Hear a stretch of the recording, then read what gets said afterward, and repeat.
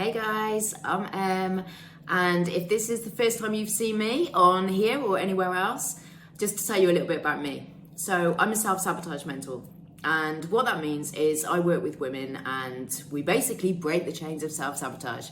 We smash through all that old conditioning, all the old beliefs, all the mindset programs that have been holding you back. And what this does, it creates a freedom. It creates a freedom for you to create then the life that you want, whether that be within your business, within your relationships, whatever that looks like for you.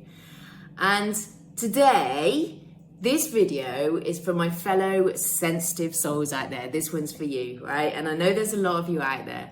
And I think sensitivity is often something that in some ways we feel we need to push to one side or hide behind. And actually, I think it is an amazing strength. But what I wanted to talk to you about today, particularly, and I was talking to a friend about this, and it kind of got me thinking, and I thought, oh Christ, I need to share this with you guys, because this is really important stuff. What I want to talk to you about is the relationship between your sensitivity and self-sabotage.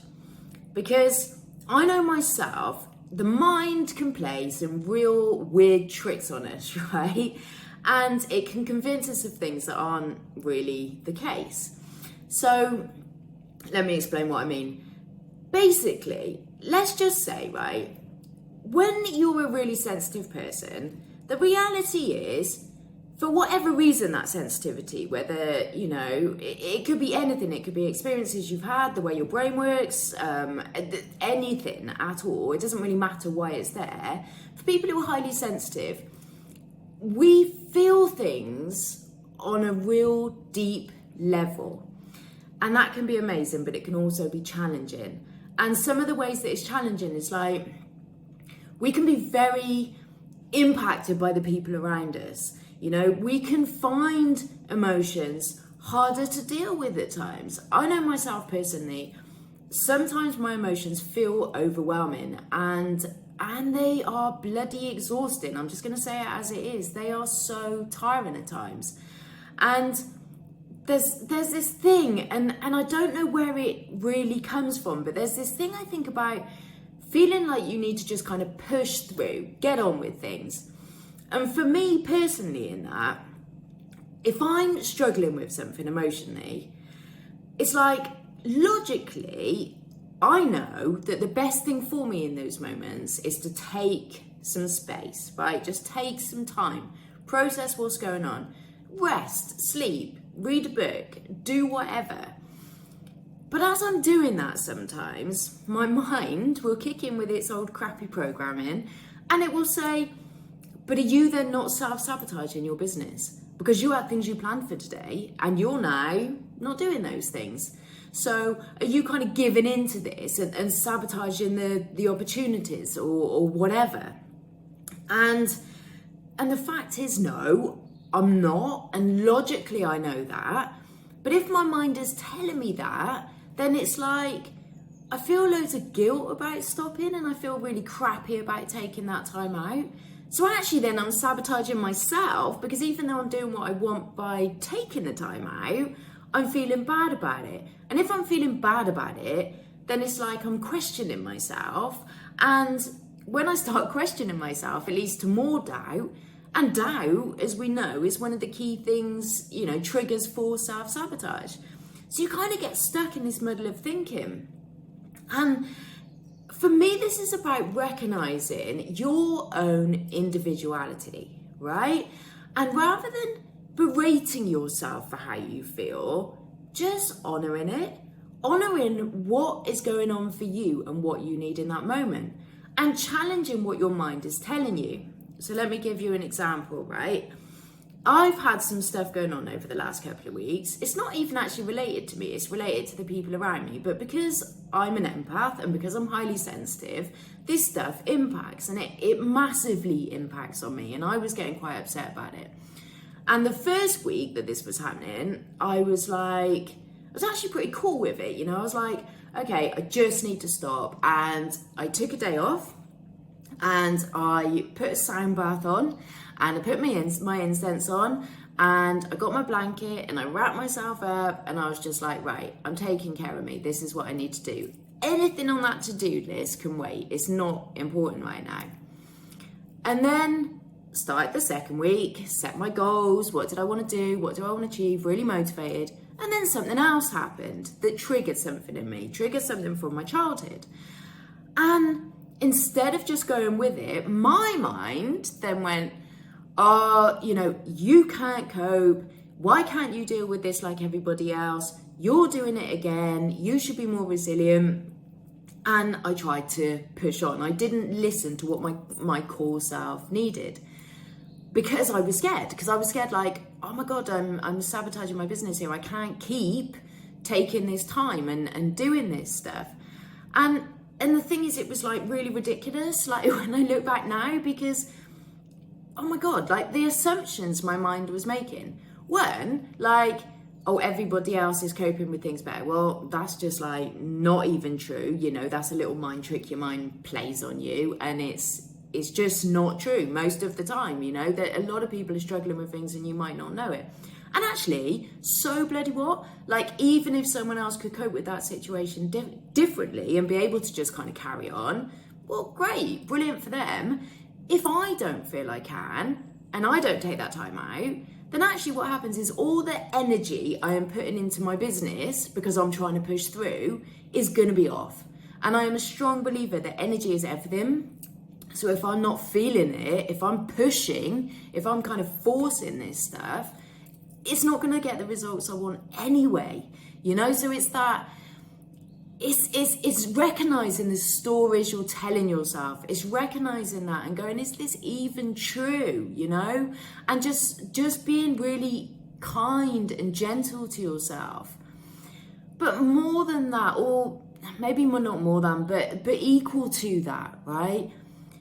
Sensitivity is not a weakness. Yeah. If you need to give yourself more space than somebody else might want to or need to, or you cry more or you feel more or you experience things in a different way, that's not weak. Like, actually, I feel like that's a strength. And in the sort of work that I know so many of us do, and a lot of you will relate to watching this, that sensitivity, it gives us a way of connecting to other people that perhaps we wouldn't otherwise have. When I'm talking to clients, not only can I hear the words they're telling me, I can feel a lot of what they're feeling. I can feel the energy around them. I can sense it. I can connect to it. And what that does is it allows me to connect to them on a deeper level. And it builds that trust because they then feel recognized and they feel heard.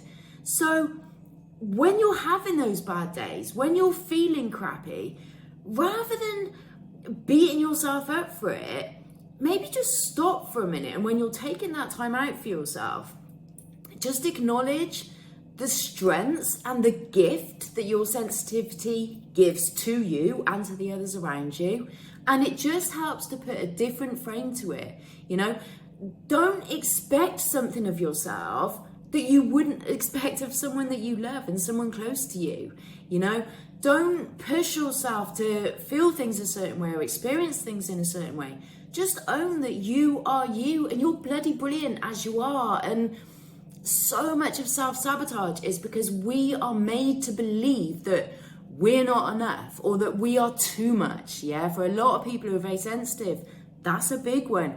You are too much. I can't deal with this. So then we create this thing in our mind of, oh my God, yeah, I'm too much and I can't deal with this.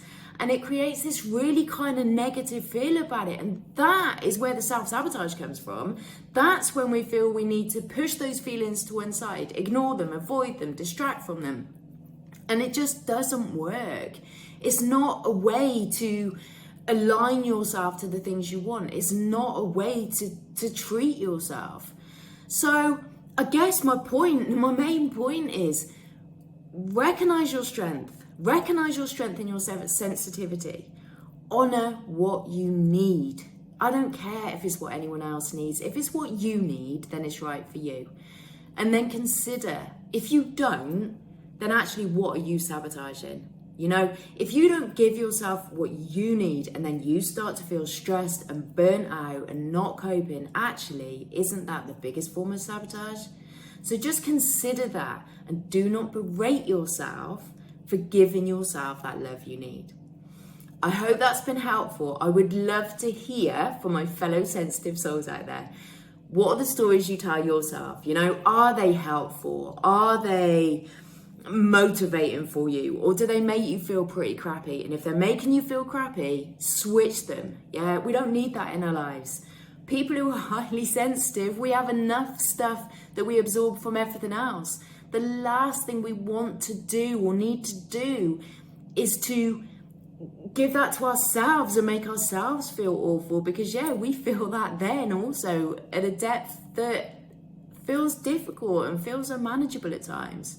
So it's about that kindness. It's about creating a place of calm where you can acknowledge what you're feeling. You can relax into what you're feeling. You can process what you're feeling. And just to say, I'm not saying that every time you feel emotional about something, the best thing or the thing to do is to take time out from your business or whatever it is. I'm saying, listen to what you need and what you really need without that voice telling you what you should do. And for some people, maybe they do need to work on some stuff and that feels good. And if they feel in a place they can do that, absolutely. But it can't come from that should place. It's got to come from, this is what I feel able to do right now. And never feel ashamed for talking about this stuff and just saying to people, I'm just taking some time out a minute. I've got this stuff going on. People will relate to that. People will respect you for that. And, you know, in the line of work that a lot of us do, that stuff's important, that connection, that relationship, and that showing your humanness and what you're all about, that's a massive strength. So hold on to that and hold on to how bloody amazing you are. And if you're liking what you see, show me some love, guys. Hit subscribe and stick around. Drop me a comment. Let me know what comes up for you listening to this. And I will be back real soon with the next episode. But for today, sensitive souls, we've got this, okay? I've got this, you've got this. Let's look at the strength in what we've got, because it's pretty bloody special. Enjoy. Thank you for watching, and I'll see you guys soon.